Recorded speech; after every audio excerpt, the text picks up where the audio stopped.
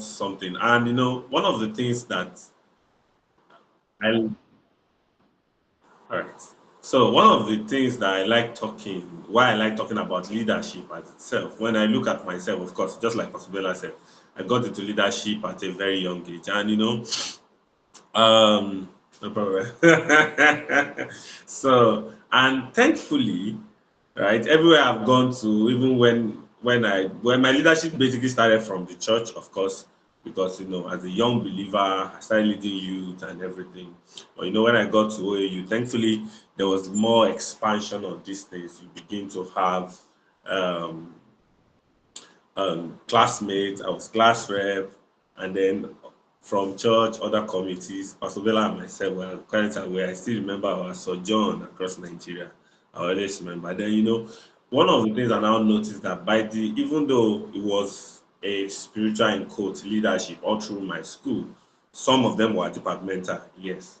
But by the time I was graduating from school, even though I wasn't like the best in class, but I saw that I had built a capacity which was easy to transfer by the time I got into the career space and the business space, and it was so useful.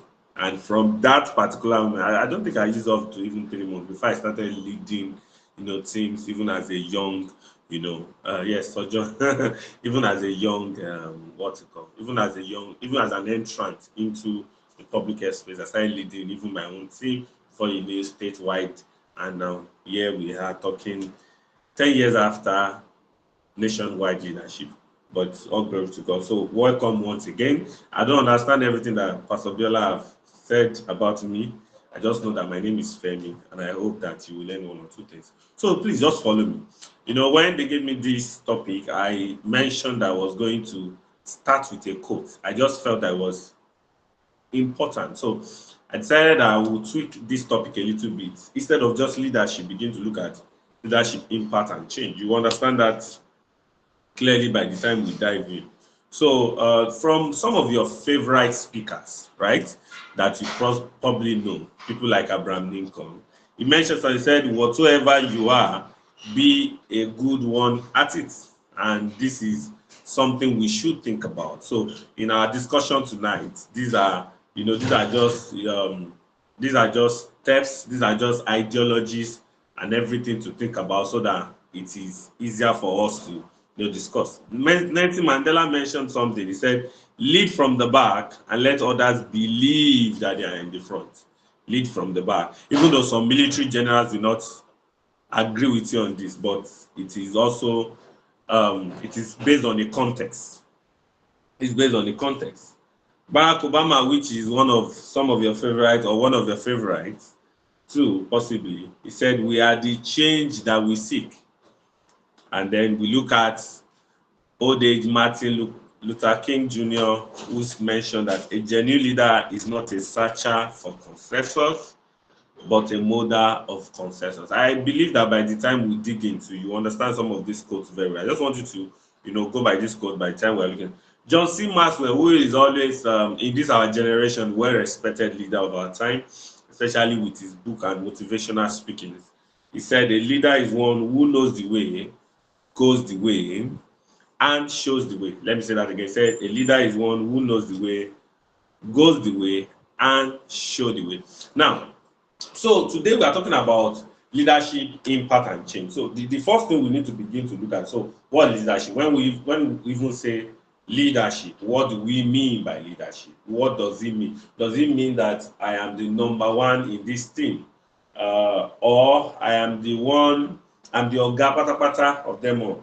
Now, well, today we are not doing. If you have come into maybe this about how leadership is service, but even in the secular space, leadership is service because at the end of the day, you are trying to deliver something. Now, I want you to follow my point. When we talk about leadership, we say it's the ability to guide, inspire, and influence individual groups. The ability to guide, inspire, and influence individual groups. I always say something. I said, and this is like my go-to my go-to motto whenever I'm thinking about leadership. I say a leader must be able to truly influence people. If he can influence people, the things that he has in his mind will be done by those people. So when we say it is the ability to guide, it means that there is a mentorship, right? My guy is on this call. Dr. Chid is on this call. All right, doctor, you're welcome. Sorry, my boss is here. So, all right. So, the ability to guide, inspire, and influence individuals or groups. So, it means that I am able to think something, not just in my mind, but I'm able to communicate that thing to other set of people or groups. Not just that, mentor them in the way I would react if situations also happen. Let's go on. Don't let me dwell so much on this. So I said it is about vision, motivation, and impact. Because I'm an M&E specialist, so I love talking about impact a lot. When we talk about impact, we are looking at because of what you did, what changed. Do you understand? So if I say that you get to a new house, for example, and the house is color green when you got there, and since you are, well, it's okay if you are loyal to Nigeria, you like green and white, but you just decided that how will I live in a color green? So maybe your friend followed you, and then the next day, by the time your friend came back, your friend saw that the whole house was whitish, not green again. What has happened? An impact on the house, a change has occurred.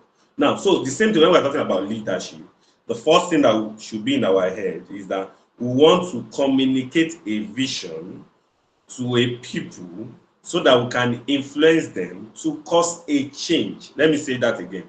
We want to communicate a vision to a people. It's a vision. An idea is in my head. Nobody can see it.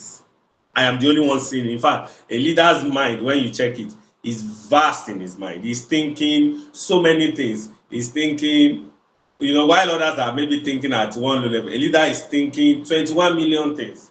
So his job or how he's successful in leadership that he's able to communicate that vision, what he's thinking, onto a set of people or group, influence them to make a change.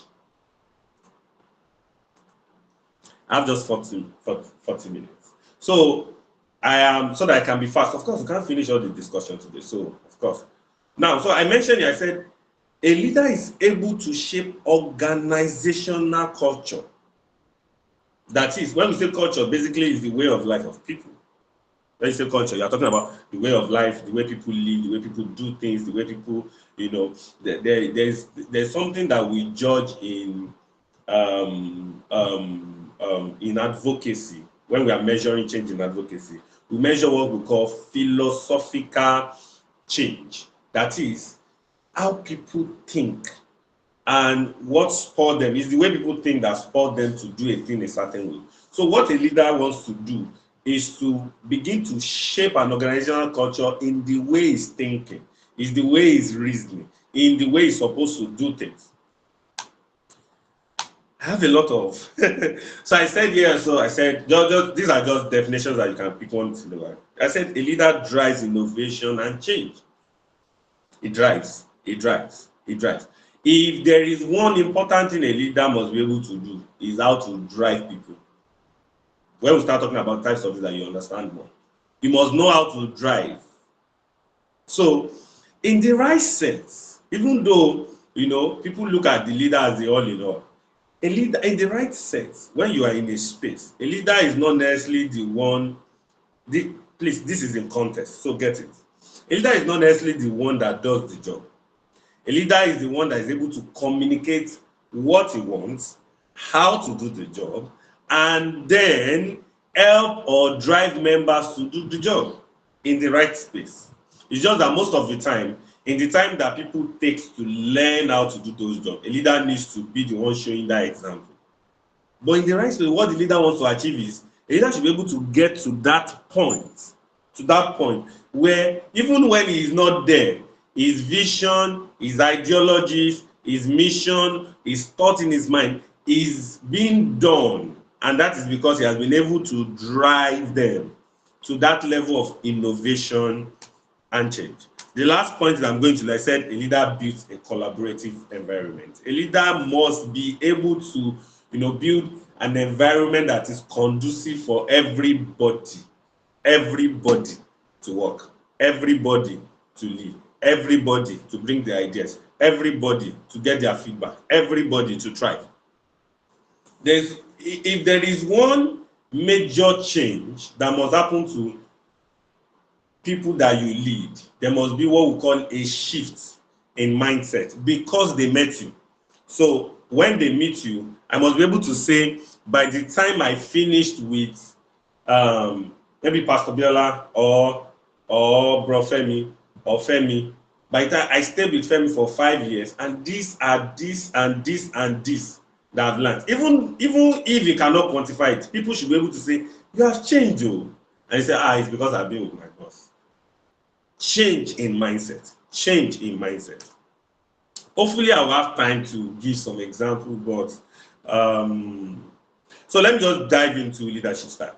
I love talking about leadership style because people used to think that, people have a philosophical idea in their mind when they think about leadership style. They used to think that one is better than one. I always say it is by far force. Why? Because in a system, especially in an organization system, I always say it, people, especially people that are leading, must not have the same temperament. If not, you will have a one-sided organization. Now, the reason why there is an all-rounded type of leadership or styles of leadership, so that there can be a well-formed, a well-developed organization, a team, a system, a body, as many as can have it. So now, the ones that people used to abhor a lot is what you call authoritative leadership. Now, when people think of authoritative, they say, they talk about authoritative leadership, especially when they are talking about, there's this psychological behaviors that you discuss about, I think sanguine, choleric, and, phlegmatic, and the other one, I've forgotten the last one. I think there are 4 of them. Now, so when people think about authoritative leadership, they think that authoritative leadership is always saying, do this, do this, do this every time, not thinking about their own. Now, but so I highlighted 2 points. I said, when you think about authoritative leadership, you are talking about the leadership that talks about clear direction, firm decisions. And then it is good for situations requiring strong guidance. Now, especially for a team that, if you are just developing a system, for example, to be able to communicate your vision, you need a certain level of energy. Why? Because people do not even understand what you are trying to communicate. Even when they understand it, maybe by you saying it, sometimes they need to see you do it. Sometimes you need to force them do it. And so you see that authoritative leadership comes into play in this point. But when people don't understand the advantage of a thing, there's a way you can dismiss everything that thing is. And so you begin to think that, why would somebody be authoritative? Why? But I am saying today that in your space, in fact, I always say it, in a space, in an organization, all the leadership must not have the same temperament. All the leadership must not have the same style of leadership. There must be something that you call, somebody has this, somebody has that, so that when there is a co-joining together, it's a balanced system. If not, when you have too much authoritative, of course, we know what will happen. If you have too much of the other ones, also, we know what will happen.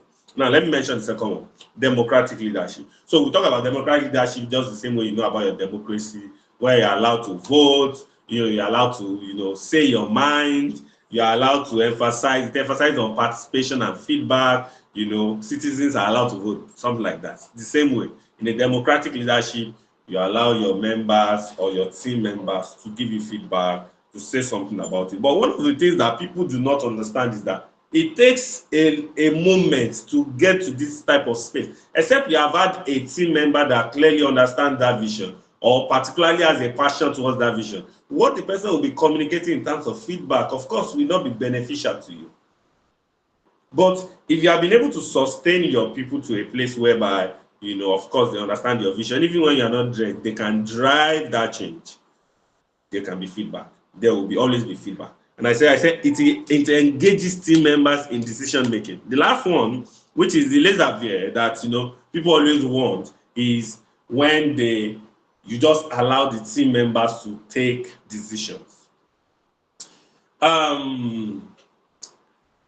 This thing is what happened to, if you know the story of Mr. Biggs, for some of us that are quite old, we know Mr. Biggs. I know the new ones. I don't know the favorite hotspots now. But Mr. Biggs was like a thing during our time before Captain Cook. But Mr. Biggs was like a thing. And I remember when Mr. Biggs came, there used to be this, what is it called? We call it Scotch egg. I don't know if anybody knows Scotch egg. Yeah, but we call it Scotch egg. Scotch egg, very small, very sweet. Oh my God, that thing was sweet. Glory to God. So very small and sweet, and they will always look forward to having Scotch egg whenever we go to Mr. But it was very costly, right? So then we noticed that from one branch in Ibadan, I grew up in Ibadan by the way. From one branch in Ibadan, they started having like 2 branches, then 3 branches, 4 branches, 5 branches, and then we now saw that the quality of that thing started diminishing. So you had Scotch egg, but it was not the Scotch egg like the Scotch egg that you used to eat. And one of the things we found out was, they gave, let's say that they just signed in the name of the Mr. Biggs, but it was another set of person that was taking over that thing. And that is not because maybe the person does not know how to cook. No. The idea was not the person but the person does not know how to cook Scotch egg the way Mr. Big designer Scotch egg is supposed to be cooked. So the same way. Now, laissez-faire leadership is okay. Allow people to. But if you have not gotten your team to the place where they cannot do without you, you do not do a laissez-faire type of leadership, because what you will be doing at that point is that you'll be crumbling your vision. Remember, we said something. We said the idea of leadership is that you're able to pass your mind, your thoughts, you are able to pass it to a group, to influence them, to be able to drive the change that you are trying to drive. So you are saying that, I want to reach 30,000 persons. Only you cannot reach 30,000 persons. You need people, but you must be able to drive that change from your mind to a set of people. So it is the driving of the change that requires you to be able to use each of these leadership style in different times. I was in an interview recently, I think like 2-3 months ago, and then they asked me what's my leadership style. I told them I don't have a leadership style. I just use anyone that is necessary for a situation. So there are times I'm autocratic, there are times I'm democratic, there are times I'm laissez-faire. I just look at everybody, do what you want to do. But it is not that you stay on one path and you think that every type of leadership has its advantages. Every type of leadership has advantage, especially, let me start again, especially when you want to drive a vision, when you are just starting a new thing, use an autocratic, because you need to force the vision on people. Force, when I mean force, please be careful with the word. Force means that you are driving it into their head. So at that point, you might not necessarily even receive feedback. What you are just saying that this is where we are going, this is how we are going. But if we have gotten to the point where at least they understand it a bit, take feedback. That at that point, what you are using is a democratic leadership. You are allowing them to also, I think we can do it this way. I think then the last one is, that they can, even if you are not there, they will do this work perfectly, and allow them to just run. Now, there are other types of leadership that people have, also formed. Transformational servant leadership. I always say that this type of leadership are just a product of whether it is laissez-faire, whether it is democratic, and then or whether it is autocratic. Every form of other leadership, whether it's transformational, is servant leadership, is basically a type or a subpart of these 3 main type of leadership. Now, so when you talk about leadership, sorry, Pastor Biola gave me just a few minutes, so I'm trying to rush. When you say leadership now, before they would say quality of good leaders. In fact, when I was developing these slides, of course I had help. So I was trying to get help online, and then I saw quality of a leader, and I said, no, it doesn't justify, because leadership is supposed to be good in the recent. But that is a philosophical thought for another day. Now, so quality of leadership. So when you see leadership, what is leadership supposed to be? When you think about leadership, you are thinking about a vision. I've said it. Well, it is look, there is no leadership without vision. There is no vision without leadership. Let me say that again. There is no leadership without vision. There's no there's no vision without leadership, because if you have a vision and there's nobody to drive that change, until there was a person that was called Martin Luther King, nobody, even though all the slaves were there, they were tired, but there was no voice as loud that was ready to drive that change. Until somebody stood up and said, I have a dream. I have a dream. So the vision was there, but there was nobody to lead that change. Or you can have it that a leader was there, there is no vision. So there's no way you want to talk about leadership and you are not talking about vision. There is something you want to achieve. There's a change you want to see. There is an impact that you want to see. There's a mission that you want to accomplish. There's a population that you want to reach. There must be a vision. There must be where we are going to. Where are we leading to? That's why, organizations have what they call strategic plans for years. They can have 5 years, 10 years. They have where you are going to. The project I work in consciously is the HIV project, and there's something that we're currently doing. They call it sustainability plan. What's the idea of sustainability plan? They want to hand over the project to the Nigerian government, to take it over. And I always tell our people, some people are quite frightened, like, oh, what will now happen to our job? And this and this. And I told them, I said, this idea was not just born. This idea had been there for like 20 years. They have said, at so time, we are going to hand over. So we expect that the Nigerian government is at this. These things are the product of a vision. Let's go on. We don't have time. Integrity. Please, can you type integrity? If you're on the call with me, type integrity. Type integrity. Type integrity. I want to see that people are with me. Type integrity. Type. I need more typing. Okay.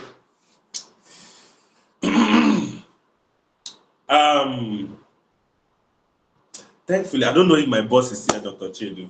So I work with Dr. Chedu I still work with him in another space, but let me talk about the one for about, I think we worked for like 5 years and some few months together since 2019. Let me just leave it like that. Since 2019. And I work closely with him. And thankfully, because he's here, so let me just say it, I took over his position. And then when I got to his position, of course, a lot of things are surrounding finance, this one and that one. And then, you have people saying, oh, maybe he was doing this, maybe he was doing that, maybe he was doing this. But because I worked with him for 5 years and I was in the process of everything, I knew what was happening. So there was no need to even doubt that maybe the fund that was sent to him was used for another thing. That thing is called integrity. What does it mean? There's an absolute trust in your ability to not misbehave, in your ability to not be what's the word? Indiscipline, in your ability to. So when we're talking about integrity, we are talking more about character, values, what you will not do. So because in leadership, one of the things that will happen is that because you're a leader, people will naturally trust you with so many things: resources, their lives, their time. Of course, they are giving you their time. They'll practically buy into your vision. That's what they are buying into your vision. So they are practically living out your vision. They are giving your totality. And you must be able to manage it well. So integrity is not something you can even do with that as a leader. Why? Because if people cannot trust you, in fact, if as a leader people cannot trust you, you practically have failed. If you stand up as a leader and people are just, saying from the back, well, I beg. Look, or people cannot say outside about you that, don't worry, leave it, my Oga is like this. We know him. You have failed as a leader. So one of the qualities when we are even talking about leadership is integrity. The third one I'm talking about is emotional intelligence. What's the meaning of emotional intelligence? The ability to understand what each person's are. That's why I was talking about the need to understand psychology of people to be able to deal with them. So you understand what different people that you are dealing with, and then how to deal with them accordingly to their situation, to their temperament in different type of situations. Notice how to deal with them in their situations according to their temperament in different types of situations. I don't have time to. I'm trying to rush. Resilience. Resilience actually basically means not giving up. Why? Because when you have a vision, you will fail in the vision sometimes. Somebody has said something. I don't know if you know about this man that made electricity. What's his name now? Mike Faraday. Is it Mike Faraday? Yes, Faraday, that made electricity. And they said, I read about him, and they said when they asked him how he made electricity, he said he only got it at the 100th time of trying. And then you have electricity, you don't know what is happening. But somebody had to fail 99 times to get it just one time. Resilience, the ability not to give up, the ability to be steady even in the face of trouble, situations, failures, and so many things. That's basically what you classify as resilience. Communication skills, ability to talk. You just know how to talk to people. I wish that we had more time to dig deeper into some of these things, but I believe that hopefully maybe from the question. The empathy means that you're able to be in the position of somebody. You just when somebody is speaking with you, for example, you assume yourself in that position and you're able to deal with the situation according to that assumption. When I mean according to that assumption, I'm not talking about, so somebody is telling you that I've lost my mama, for example, or let me give you an example. When you bring in a new person into your team, you don't expect that the person will know everything. That person will know everything that we know during the process of onboarding. Onboarding can maybe be 1 week, but you have spent like 5 years on the job. So you cannot expect the person at the same wavelength. So empathy will make you put yourself in that same position where you are like 1 week or so on the job to be able to deal with the person accordingly.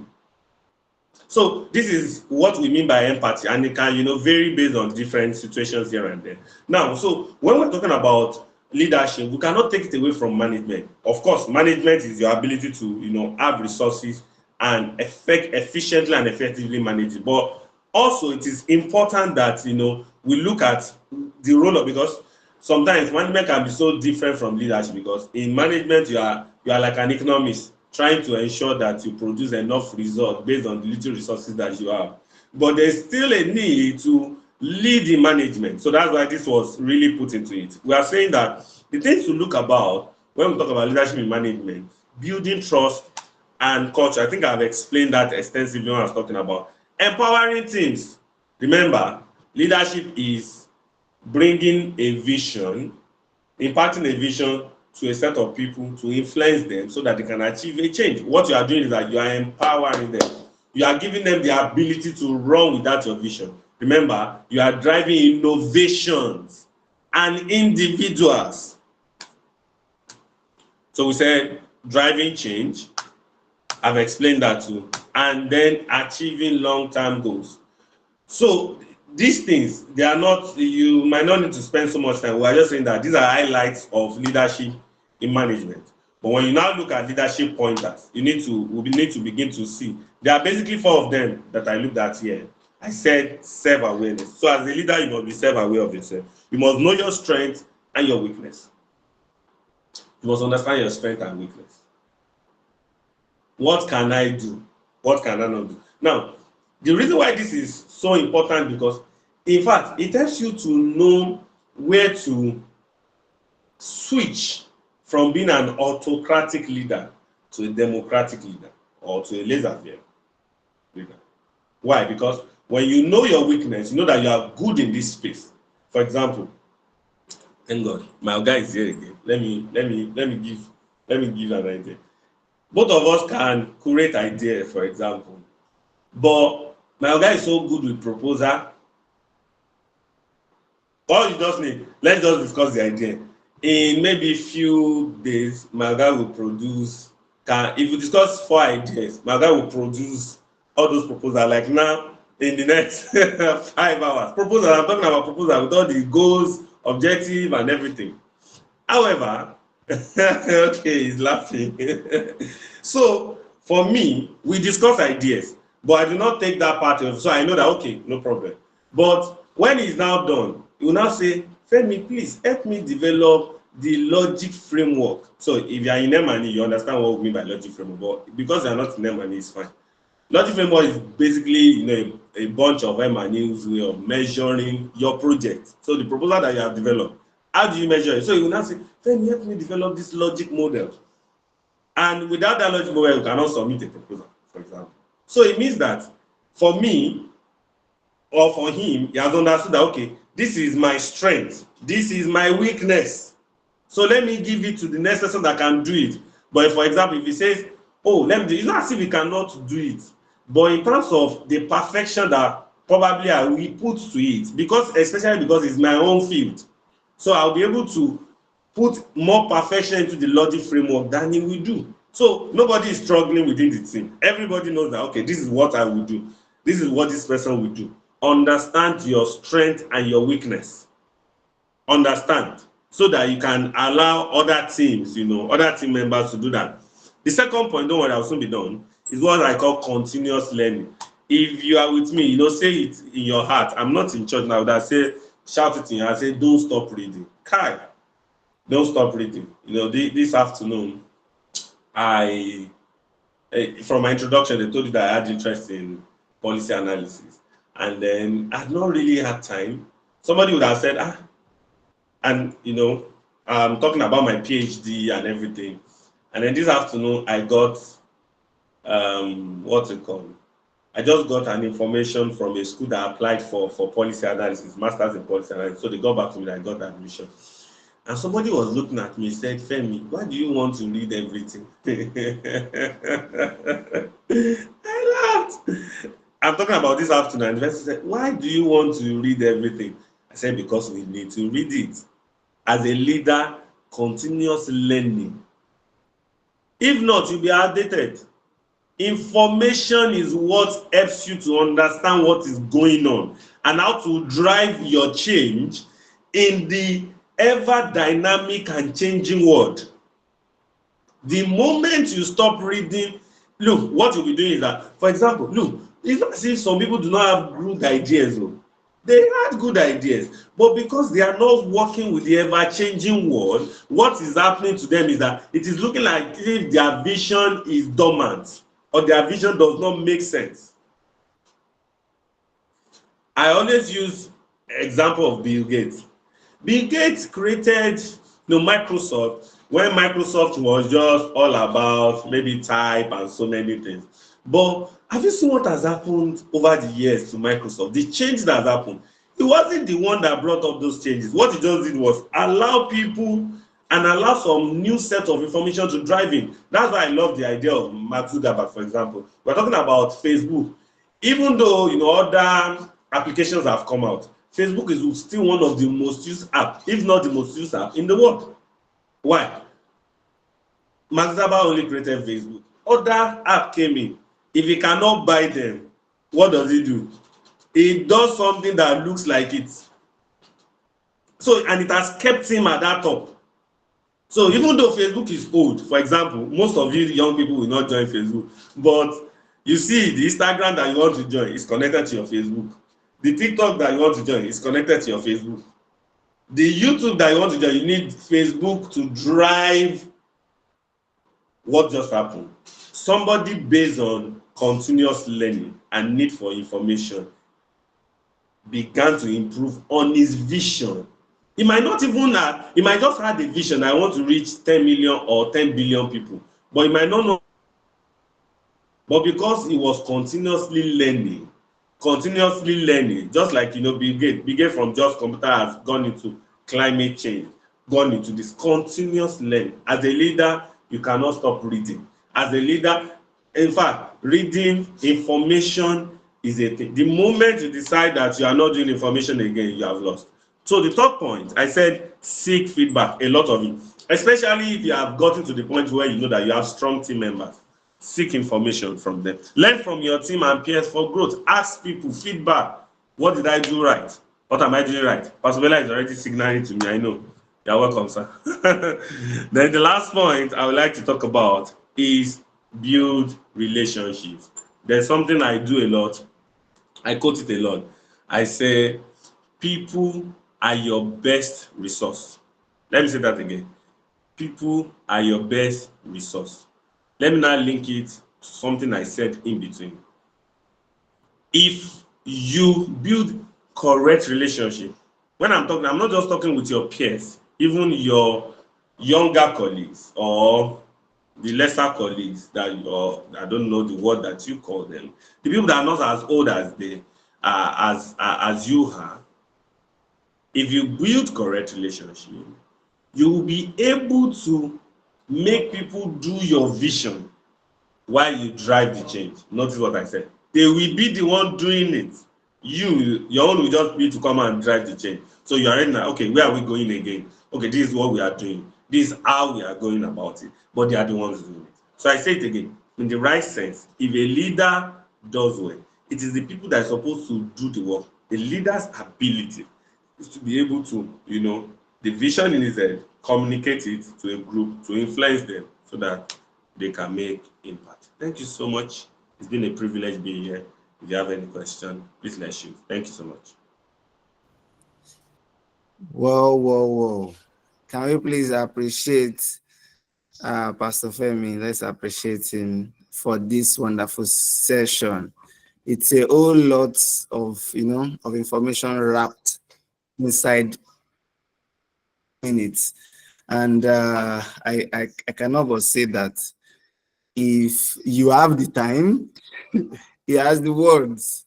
So if you are interested in this kind of session where we would sit down for like 3 to 4 hours, I'm 100% sure that you always get wisdom from this man. Thank you so much, Pastor Femi. I please appreciate him one more time with our emojis. Thank you so much. Thank you so much for coming around. Beautiful slides, by the way. And of course, we used to steal our speakers' slides. So please permit me to share it.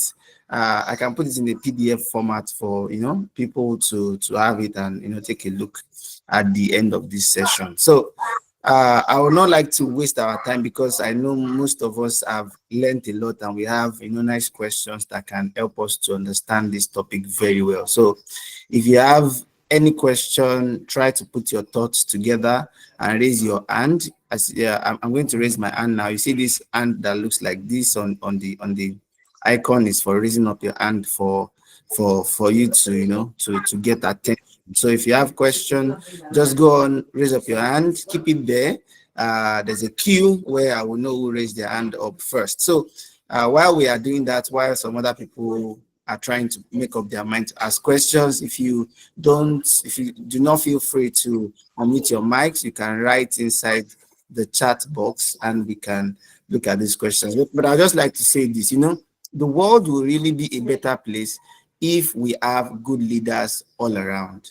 I can tell you for free, most of the stress that we face at work is because we don't have good leaders. Most of the stress we face in our families is because we don't have good leaders in the form of our parents, our firstborn, in our community, in religious organizations such as church and mosque. There's a lot of stress that we go through just because someone did not get his or her leadership, mantra right. And I believe very well, like he said, the leader is somebody that drives a vision. He knows where it's going and knows how to carry other people along. So I would encourage everybody that's listening to this to try and reflect on the things that we've learned this evening and make sure that you are not a pain in somebody's, pain in somebody's ass in the places that you go in the future. So and finally, you cannot stop reading. Like, thank you so much for emphasizing it, Pastor Femi. You cannot stop reading. Most of us have gotten into our phones. We just scroll and scroll up, checking videos and everything. There's a lot of things that you can read from that same phone. There are sites where you can read books. There are sites where you can listen to podcasts, YouTube, free, just like we talked about it last week with Sunday. So much information out there, and as a leader, you can't stop learning. So if I was to do a summary, that's what I would say. Thank you so much for listening in. So we have two people that have raised up their hands, and then first to last. So Mohammed and is first, and then Wilcox will go next. So Mohammed, you can unmute yourself and go ahead to ask your question.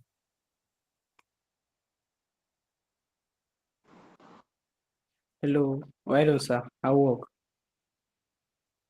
Good, thank Mr. you. Uzo. Please, I have two questions. Okay, go on, go ahead. Okay, my first question is, what advice would you give a person stepping into a leadership for the first time?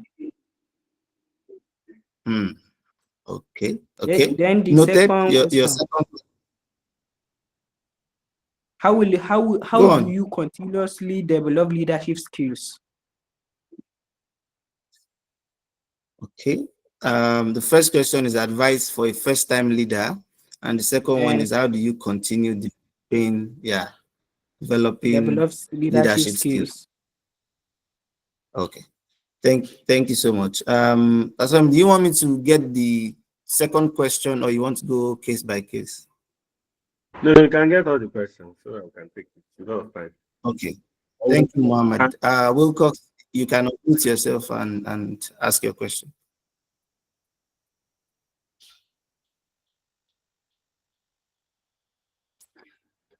Are you there, Wilcox? Okay, while we wait for him, you can go on with these two questions. So his question is, what advice do you have for a first-time leader? The second one is, how do you continue developing leadership skills, as you go?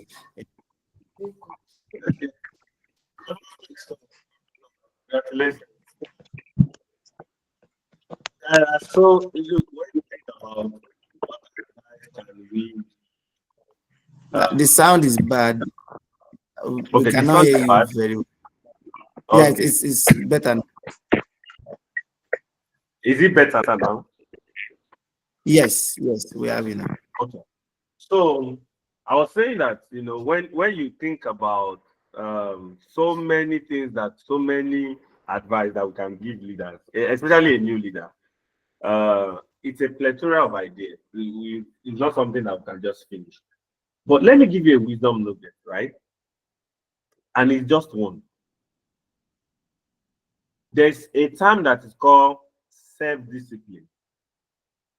If you think about look, there are many ideologies, wisdom that can give you as a leader, but there's one that is very important: self-discipline. Now, what's self-discipline?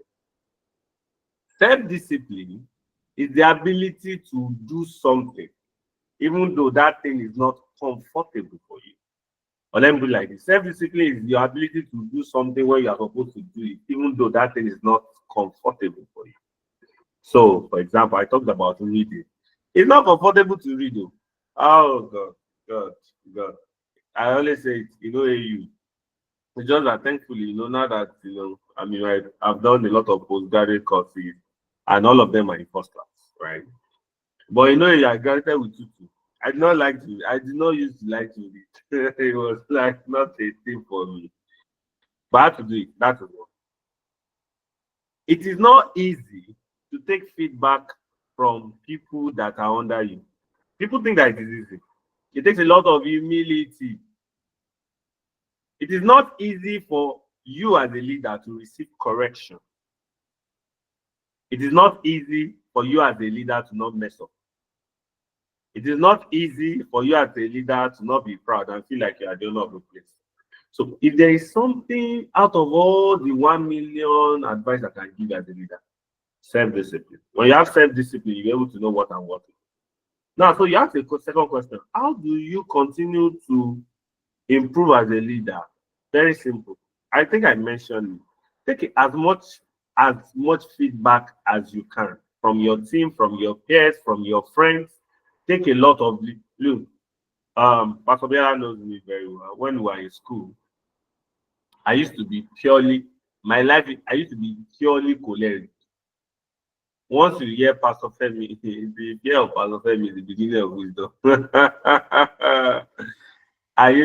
People used to like, they were afraid of me. In fact, you do not want to hear that, oh, I will send you to Pastor Femi for correction. You know that you are in soup. However, as I came, so even though did I achieve objectives? Of course, yes. Yes. I was doing everything autocratically. I achieved objectives. I knew what I wanted to do. And I was able to do them, right? But what I learned was that after I now finished, my friend, thankfully I still have them all, Eugene, Ogati, Mayor. So they now told me, they said, "Sure, you know that when you are leading these people, some people came to them and said this and this and this about you." In fact, it got to a place where some people actually met my friends to tell them that if Pastor Femi is not careful, they will beat him up. It was that bad. And then, I didn't dismiss it. What I did was I took their feedback. And from that feedback, I began changing. I began changing. I consciously started working on myself in such a way that, okay, when I feel that, even though if you still work with me now, you have to be diligent, you see, but, there's a little bit of more of relaxation in maybe the extreme part of it. So how do you continue to grow? Make sure you take a lot of feedback. Make sure you read. I said it. Continuous learning. Take a lot of feedback. Get a mentor that you can share ideas with and where you are. The other ones, they are lecturers of advice that can give. But don't forget the first one I said, self-discipline. Self-discipline will help you do a lot of things. In fact, all the wisdom that they want to give you, self-discipline is how you do them. Thank you. Thank you very, very much. Thank you so much for those words of wisdom. Mohammed, self-discipline is a great skill for a first-time leader, and it's nice to take it's advantageous to take feedback, continue learning, so that you can keep developing strong leadership skills. So, and I hope that these words are going to be a game changer for you as you take from this advice. Wilcox, you can go ahead.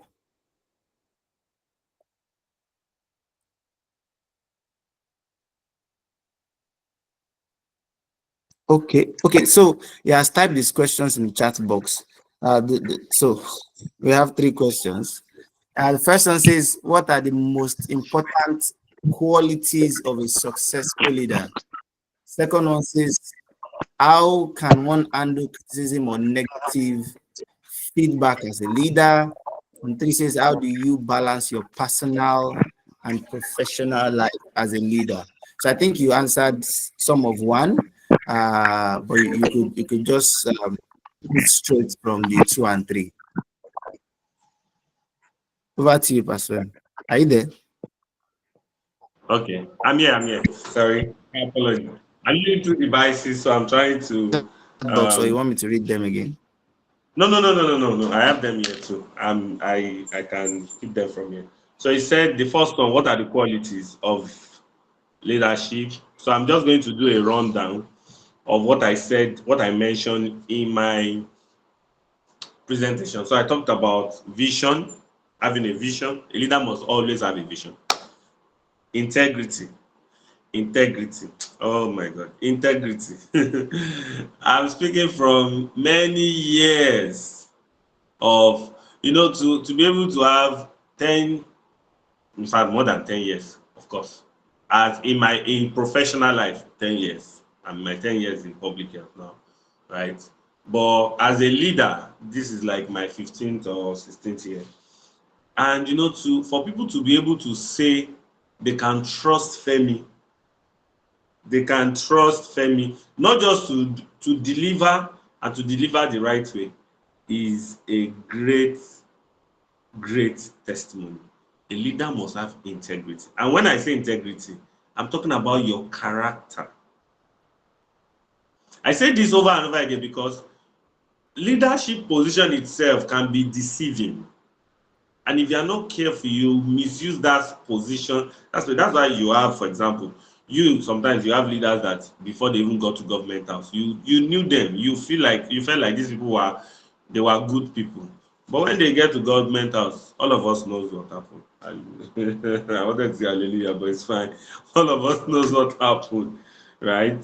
Emotional intelligence. I talked about resilience. I talked about communication skills.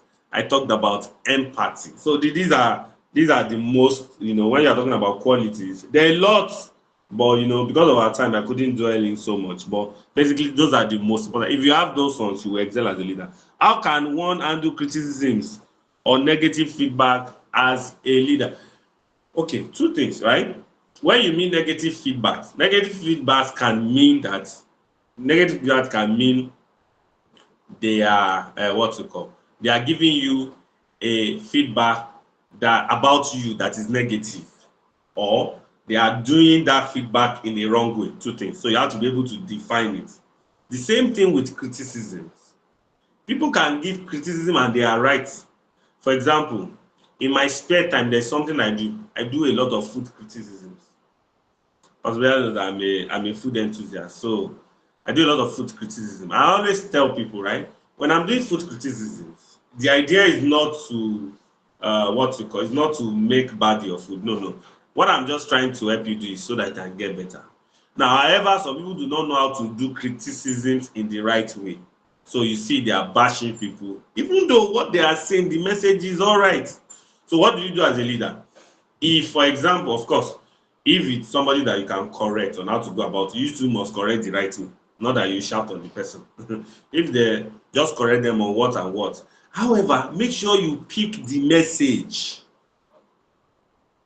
So the reason why I had to take time to define, because so that when you see criticisms, feedback, what you classify as negative feedback, you must be able to explicitly define the behavior of the person that's giving the criticisms from the message that the person is giving. So what you just do is pick the message. If it's somebody that you can correct, of course, correct on the manner of approach. But if it's not somebody that you can correct, just pick the message and leave it. But most importantly, remember, one of the quality of a leader is also resilience. So resilience means that you do not give up even in the face of people abusing you, people saying bad about you. That is why you must have resilience.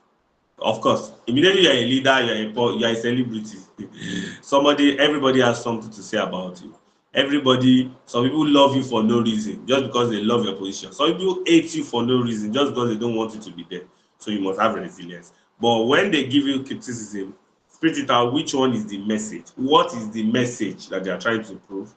Then you change, you work on yourself, and you get better. Number 3, how do you balance your personal and professional life as a leader?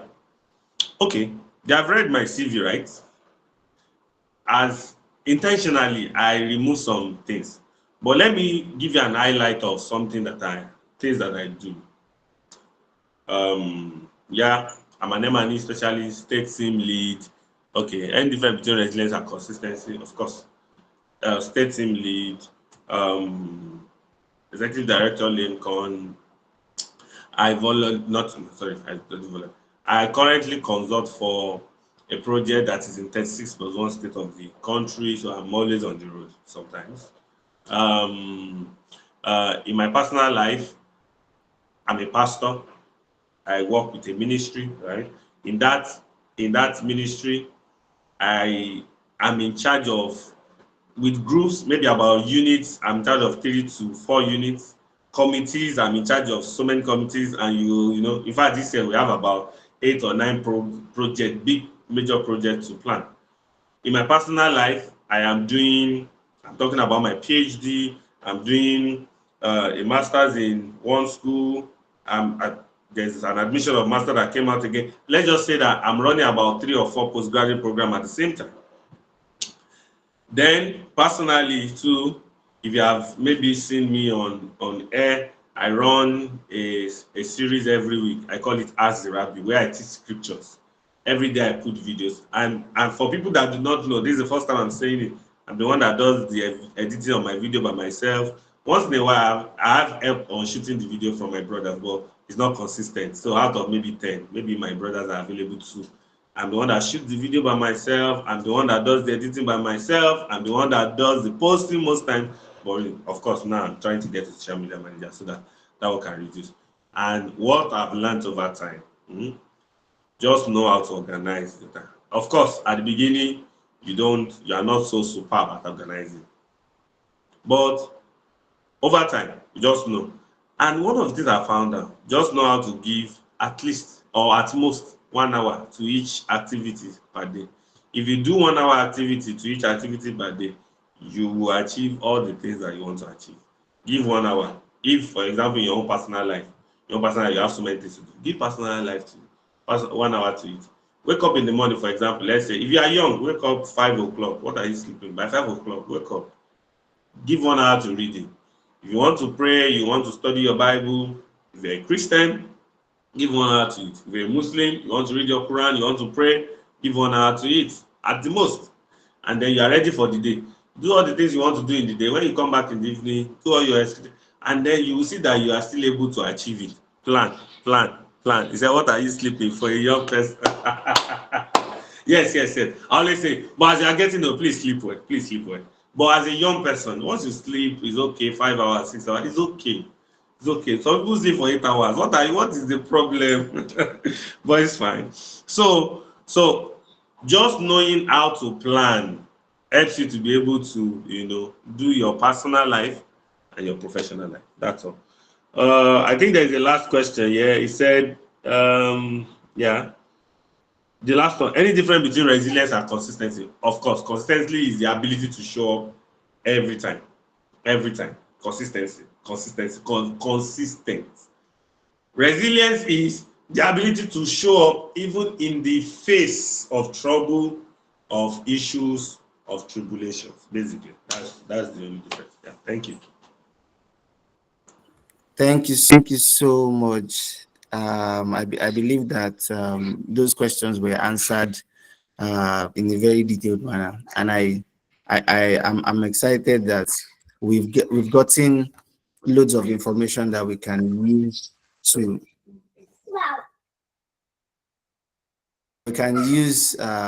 for our own consumption. So thank you so much, Pastor Femi, once again.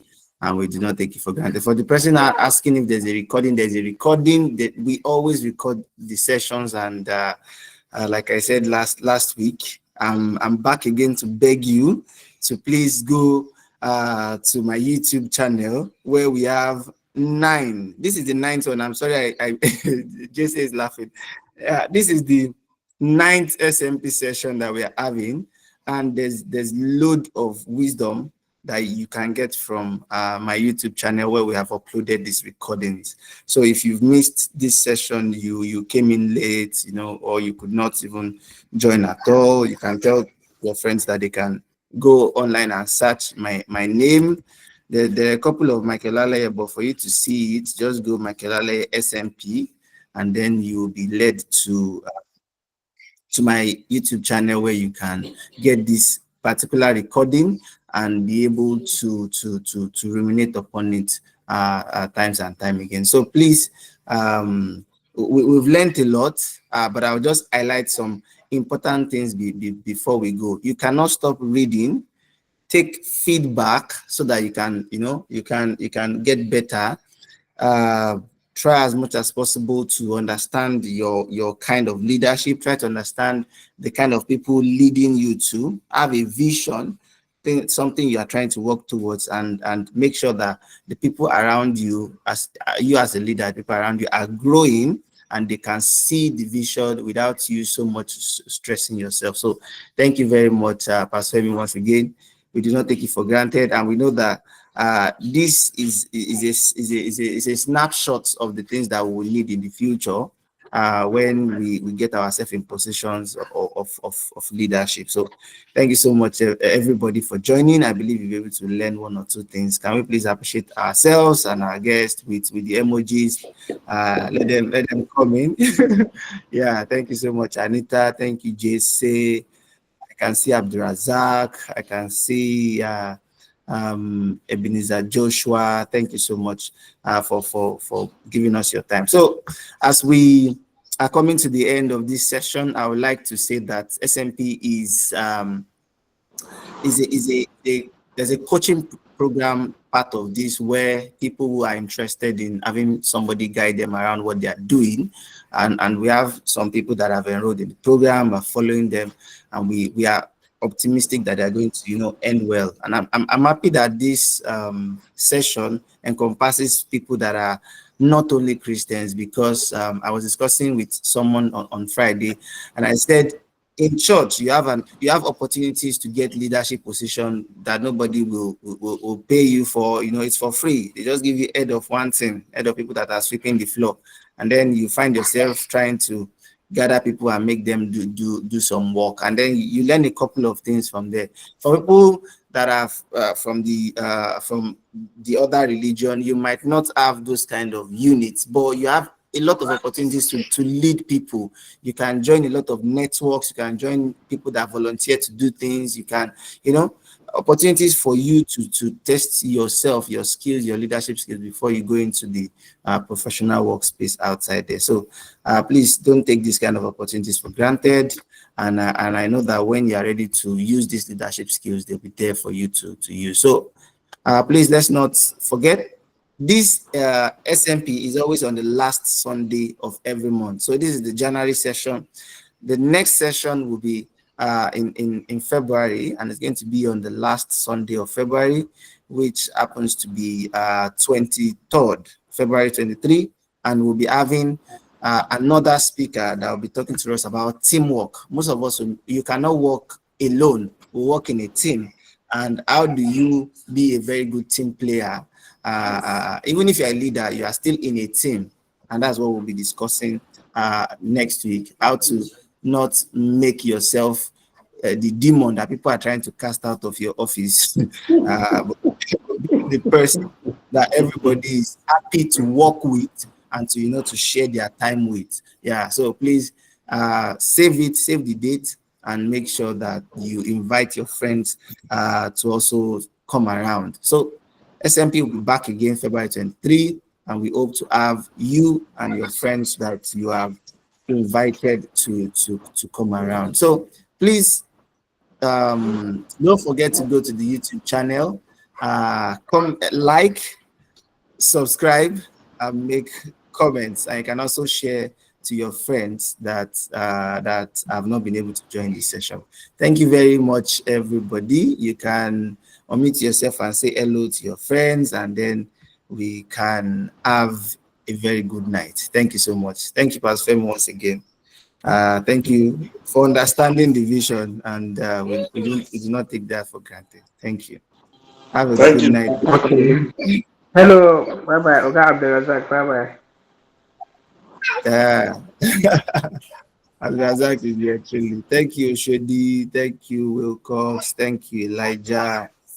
My good night. Thank you. You're welcome. Okay, thank you, sir. Good night. Thank you, Good Uncle night. Muhammad. Good night. Thank you, Thank you, Mariam. sir. Yes, Good good night. night.